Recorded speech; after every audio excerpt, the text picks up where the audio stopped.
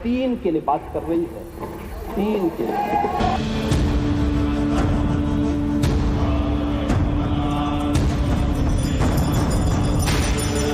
जनता को गुमराह करने में नंबर 1 और पीडीए को प्रताड़ित करने में भी ये सरकार नंबर 1 है।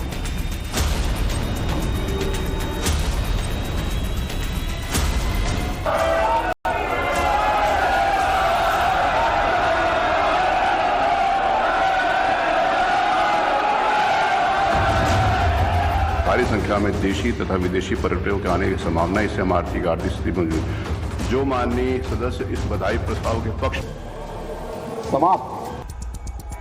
यूपी की विधानसभा में राज्य के विकास और कल आज के फर्क को लेकर चर्चा तेज हुई, लेकिन राम स्नेही और रामद्रोही को लेकर भी खूब तंज उड़े। हुआ ये कि यूपी विधानसभा में राम मंदिर निर्माण को लेकर बधाई संदेश प्रस्ताव लाया गया, लेकिन समाजवादी पार्टी के 14 विधायकों ने इस प्रस्ताव का विरोध किया। विरोध में हो, कृपया ना कहें। एक हाथ खड़ा करें। 1 2 3 4 5 6 7 8 9 10 11 12 13 14 के बदले में पूरा हाउस इससे सहमत है, अतः यह प्रस्ताव स्वीकृत हुआ है। प्रश्न ये कि इस विरोध का मतलब क्या था? आखिर राम मंदिर निर्माण पर आए धन्यवाद प्रस्ताव को लेकर समाजवादी पार्टी इतनी असहज क्यों हो गई? क्या वोट बैंक के नाराज हो जाने का डर था? क्या ये विधायकों का फैसला था या पार्टी की लाइन, या फिर वोट बैंक का संतुलन बिठाने की कोशिश थी? लगता है कि अखिलेश जी के इशारे पर इसका विरोध किया गया। देखिए, समाजवादी पार्टी ने हमेशा समाज को बांटने के एजेंडे के साथ राजनीति की है। हमेशा एक साजिश रची है कि समाज में की जो एकता है ये खंडित हो, समाज का भाईचारा, इस पे उन्होंने हमेशा प्रहार करने की कोशिश की।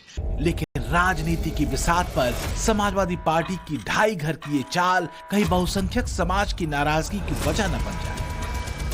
और अगर ऐसा हुआ तो 2024 के मैदान में आसमान नाप देने का सपना पाले समाजवादियों की जमीन और छोटी हो सकती है। सीएम योगी ने विधानसभा में महाभारत के कुछ दृश्यों का वर्णन अनायास तो नहीं किया। कृष्ण गए थे कौरवों के पास, उन्होंने भी कहा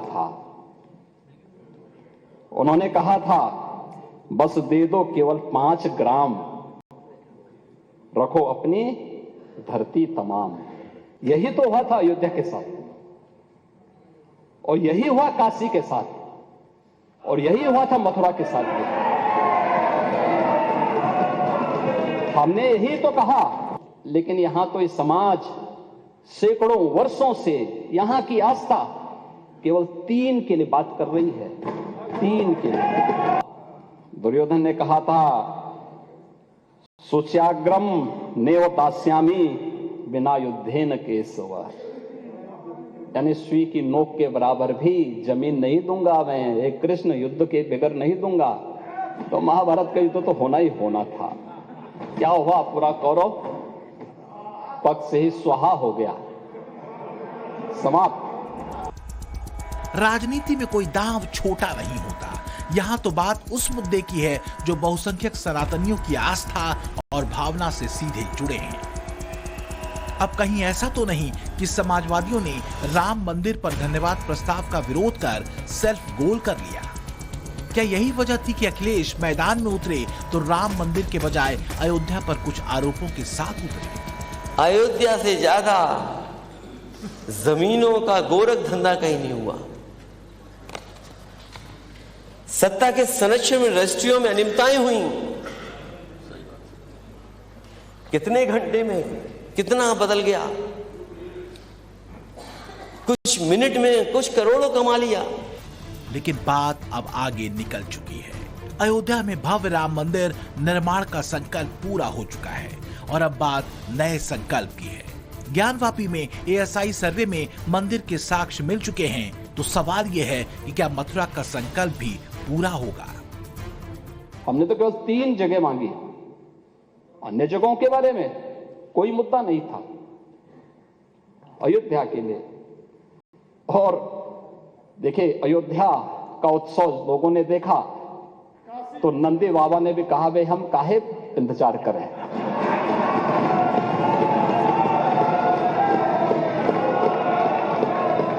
क्षण भी इंतजार किए बगैर रात्रि में बैरिकेड तोड़वा डाले और हमारे कृष्ण कन्हैया कहां मानने वाले हैं।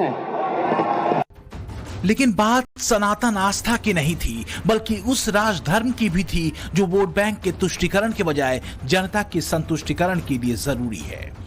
सीएम योगी ने इस राजधर्म का जिक्र करते हुए 2017 से पहले के उत्तर प्रदेश और बाद के उत्तर प्रदेश की पहचान का जिक्र भी छेड़ा। 2017 के पहले उत्तर प्रदेश को जिन लोगों ने 4-4 बार प्रदेश में शासन किया, एक लंबे समय तक सत्ता के सिंहासन पर विराजमान रहे, वो उत्तर प्रदेश को कहां लेके गए थे? पहचान का संकट खड़ा कर दिया था उत्तर प्रदेश वासियों के सामने। एक पहचान का संकट आया था, यहां का नौजवान बाहर नहीं जा सकता था, पहचान छुपाने के लिए मजबूर था। अब सवाल यह है कि क्या यूपी के ट्रांसफॉर्मेशन की तस्वीर को अखिलेश अपने पीडीए कार्ड से तोड़ पाएंगे? A++ मिला है सरकार को, वो यूनिवर्सिटी को A+ मिला है, लेकिन सरकार ये बताए उसमें पीडीए को कुछ मिल रहा है कि नहीं मिल रहा है? इन यूनिवर्सिटियों में पीडीए के लिए कुछ है कि नहीं है? 2017 के बाद से यूपी की राजनीतिक जमीन पर तमाम प्रयोग करने के बाद अखिलेश की बेचैनी और भी बढ़ी हुई है।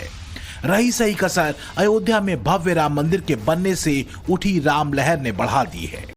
यही वजह है कि MY समीकरण को किनारे रखकर अब अखिलेश की कोशिश पीडीए वाले दांव को आजमाने की है, जिसमें निशाने पर पिछड़ा, दलित, अल्पसंख्यक और आदिवासी वोट बैंक है। यही वजह है कि अखिलेश राम मंदिर जाने को लेकर भी कंफ्यूज्ड हैं, कहीं लेने के देने न पड़ जाएं, क्योंकि अब तो मुस्लिम वोट बैंक के एक बड़े स्टेक होल्डर के रूप में उनके सामने कांग्रेस खड़ी है। वो बस छीका टूटने के इंतजार में है। आप यहाँ के सीएम रहे हैं, वो ठीक है, बहुत से के तो उसमें सभी लोगों ने प्रश्न आप पे खड़ा कर दिया है। जब चाचा ही आप पे आशीर्वाद नहीं बरसा रहे हैं तो औरों का आशीर्वाद क्या मिल पाएगा? लेकिन कम से कम आपको इस बात पर गौरव की अनुभूति होनी चाहिए कि जिस उत्तर प्रदेश ने आपको मुख्यमंत्री के रूप में स्वीकार किया था, कभी आज उत्तर प्रदेश प्रगति कर रहा है, तो आपको तो खुश होना चाहिए। तो क्या पीडीए वाला दांव अखिलेश की मजबूरी इसलिए है क्योंकि बीते करीब 7 सालों में विकास और लॉ एंड ऑर्डर के पैमाने पर यूपी की तस्वीर को जातीय घेरेबंदी से ही तोड़ा जा सकता है? MY समीकरण को पीडीए में बदलकर अखिलेश बाजी मार लेंगे? क्या यही वजह है कि जब अखिलेश से अयोध्या में रामलला के दर्शन के लिए जाने को लेकर सवाल पूछा जाता है तो जवाब घुमावदार होता है? सभी विधायक राम मंदिर जा रहे हैं, क्या कहेंगे सर? सभी विधायक राम मंदिर जा रहे हैं। देखिए, मैंने जो पहले कहा था और फिर कहता हूं, मैं अपने परिवार के साथ और दर्शनार्थी बनकर के जब भगवान प्रभु श्री राम जी का कॉल आएगा तब। तो जब भगवान बुलाते हैं तब दरबार में जाया जाता है, ये सबको बात पता है। हमारे हिंदू धर्म में यही बात कही गई है कि जब बुलावा लगता है तभी आप दर्शन करने के पहुंचते हैं, तो जब हमारा बुलावा लगेगा तो हम वहाँ पहुंच जाएंगे।